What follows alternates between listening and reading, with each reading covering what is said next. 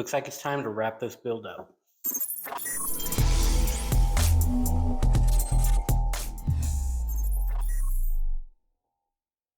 Welcome back to Simple Rud.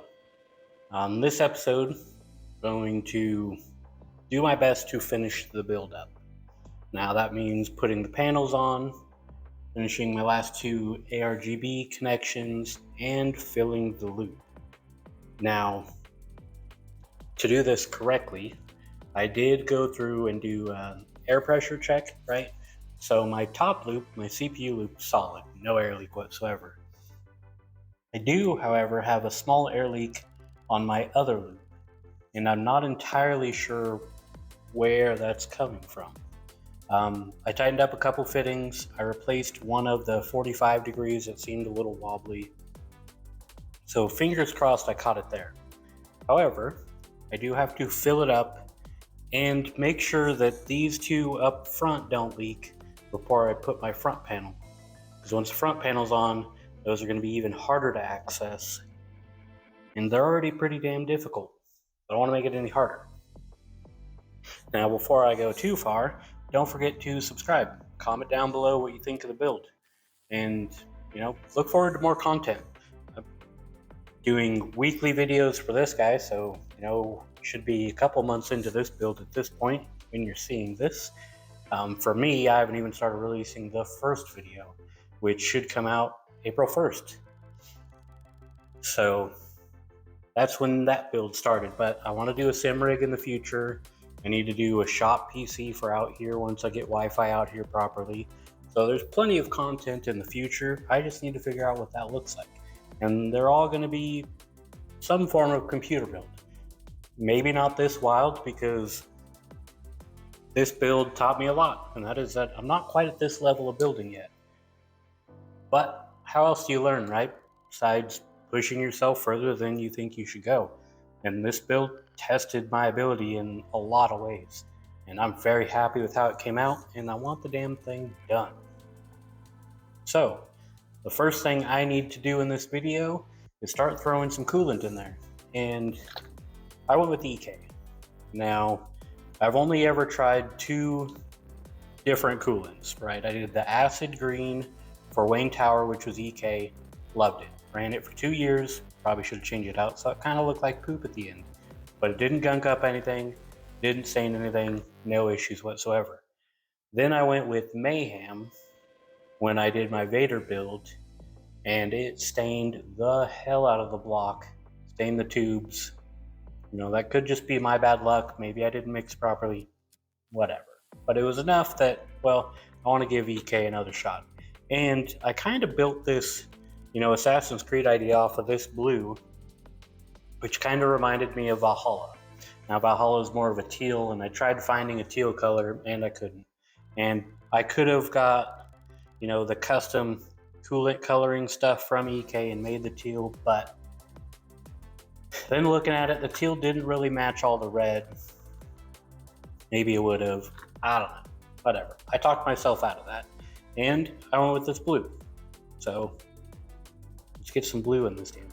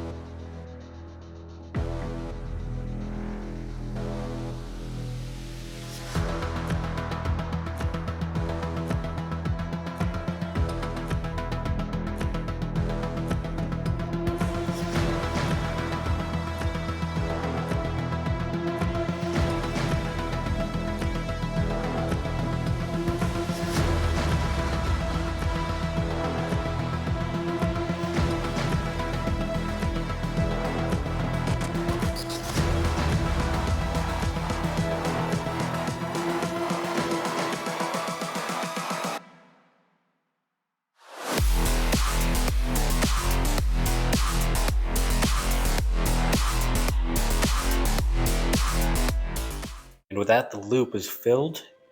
I haven't quite got all the air up to the spot, so you see a lot of bubblies, but ran it for a while. Of course, with no PWM, EK runs theirs at 100%, so you should be figured out. no leaks. Not seeing any leaks anywhere, so pretty happy with that. The D5 pumps are real quiet. Like, yeah, you can hear them, but if you have any form of sound going on your computer or you're typing, it's just going to be ambient sound. I'm more worried about once these fans kick on how loud those are. Now with that figured out, I can start finishing up the rest of this. And I think the first thing I want to throw on is going to be my front panel. I don't know if I've showed this off or not. I think I have. But anyways, here's my front panel. Nice, I think it's a 12-inch display. Sure, I could have gone bigger, but I wanted the little airflow vents and needed enough room down here, which is just barely enough room for these ports. So I still got to run the USB all the way through. And I should be able to run that right along the HDMI. So I got to get that all the way to the back and hooked up. Well, actually, I ran DisplayPort for this. I wanted to keep the HDMI open for HDMI 2.1 cables. Hopefully this USB is long enough. Should be. I think it's long as the DisplayPort cable was. That fit, so this should fit. This stupid thing unwound.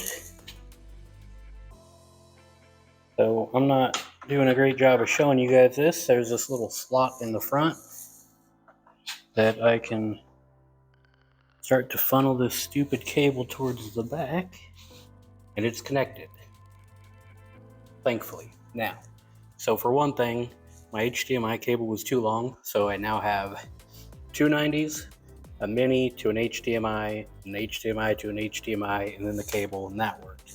On the USB front, however, this thing weighs a ton. I am way too tight, and I'm taking a 10 gigabyte.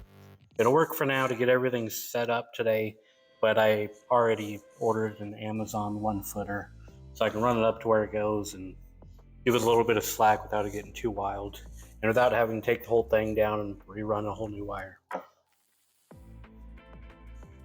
So where that takes me is putting on the side panels.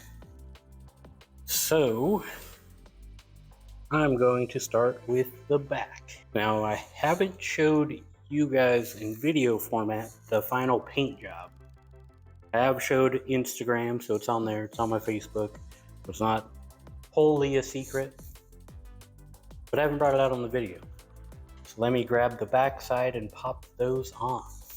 So, going with an Assassin's Creed, I have the Unity logo for the back. And nothing is true. Quote finishes out on the front side, but it's got the gold on the inside, the black, the white. It's a 3-layer paint, and man, was it a pain. So let's get it on here. Weird extending out like this. I also still have the glass panels, and they have vinyl on them. But damn, isn't that cool? Now, I'm way more excited for the front. Because the front is where I went, well, kind of full dumbass. And really went wild on the paint job. But, oh, look at that. Oh my God, I'm so excited.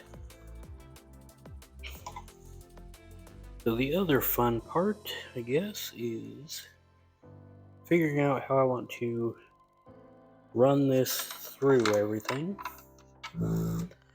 And bam! Oh, it turned out so good. So much better than I expected to. Because man, that painting was rough. Took me weeks.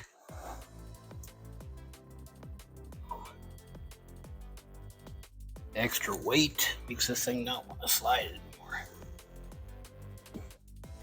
Carving up my table. This fit perfectly. This fit perfectly. The gold was such a nightmare. It's not perfect, right? The paint is not perfect, My fitment turned out great for just, you know, kind of looking at it and trying to figure out these angles. Everything fit well. This is the proper angle now instead of being flat, which it was with the original panel. You can't really see it from that angle, but you got the Animus logo, the satisfying clicky little button that I made adjustable, so that turned out fantastic. I gotta pop the glass on. So let me get out the back glass. Now I'm a little worried about the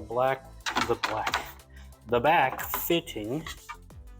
Now the reason I say that is because of fittings. Now the fittings are a little further out than I expected them to be. And so doesn't really want the glass to fit all that well. However, it might just work. I just got to make sure not to over tighten the back. It's going to be the big thing. All right. You can't see any of that. Let me go through, pop this back off, pull the peel off, throw the vinyl on there, and then show you that. The vinyl see-through, so that might not help, right? It should give it kind of a frosted glass look. It might not even do that, but my goal is that when the RGB kicks on, it lights up the vinyl. All right, this is not how you would normally do stuff, but it's the only way you're really gonna see these vinyls. So I've got the 13 colonies on the front. I'm really hoping that when the ARGB kicks in on the inside, you'll be able to actually see them well. Then come around to the back. This is what I'm super excited about. Oh yeah. See it pretty well when the light hits it, so hopefully when the RGB hits it, it really glows. And this is from Valhalla. So we got that. So from there, we've got pretty much done PC. What I'm gonna do next is actually get her powered on and set up. Turn that stupid light off. There we go. Get her powered on and set up. And then I'll be back.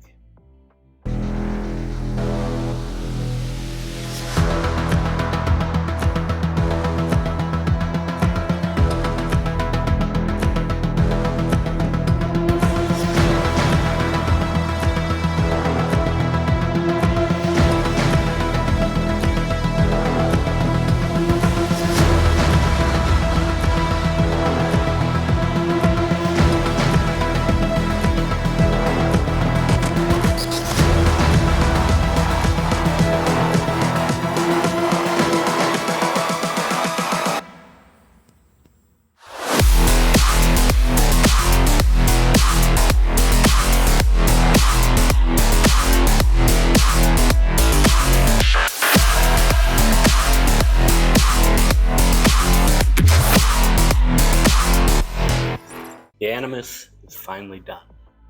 Now it's not out here because when I started to try getting it to boot to Windows, it just thought maybe it was a BIOS issue, tried to flash the BIOS, would not complete. So whatever. And then after it wouldn't complete, all of a sudden I try to boot again and it goes to Windows. So to do all that, I took it inside because it was late and I didn't want to keep coming out to the shop, yada yada. But it runs. And she runs smooth. I haven't messed with overclocking yet. It took a while to get all of my programs back up and running and get it to, well, replace my Vader build, which is what I have here so that I don't have an empty table. One thing to note, when you are copying drives, Windows isn't going to be overly happy when all of a sudden it senses different hardware. So that's kind of what I ran into, right?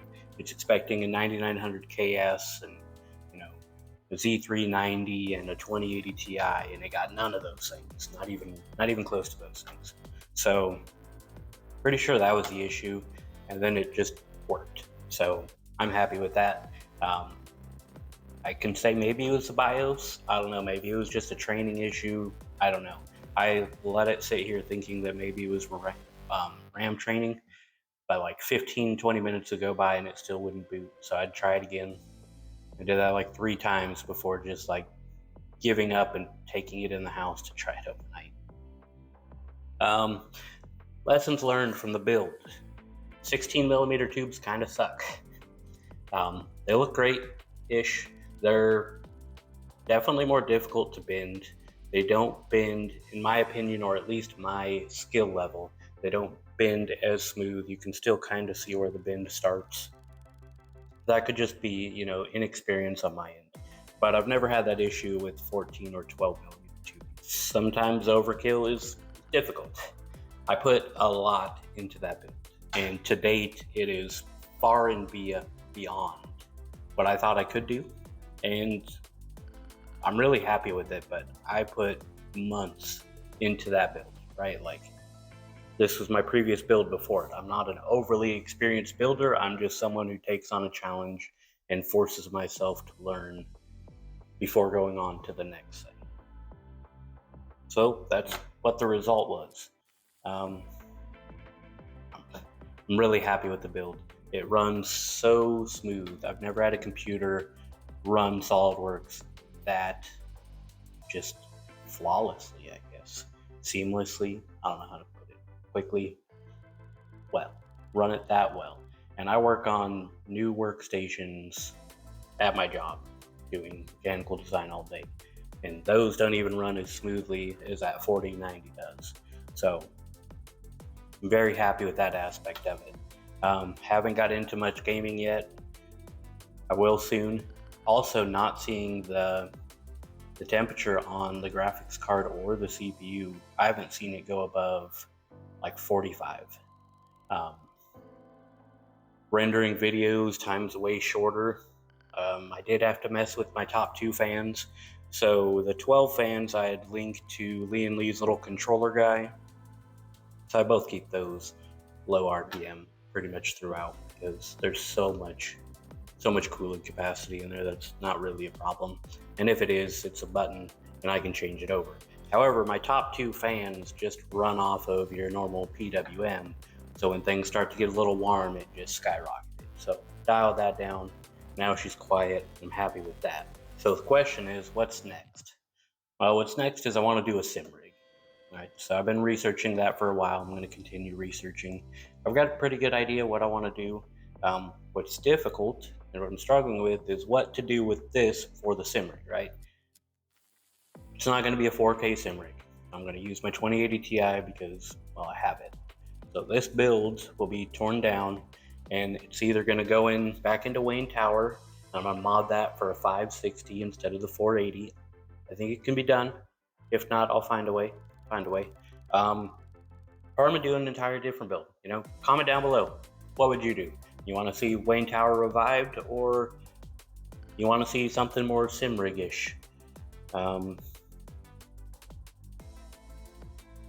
With that, I think it's time to call it a wrap on the Animus, and see you guys on the next build.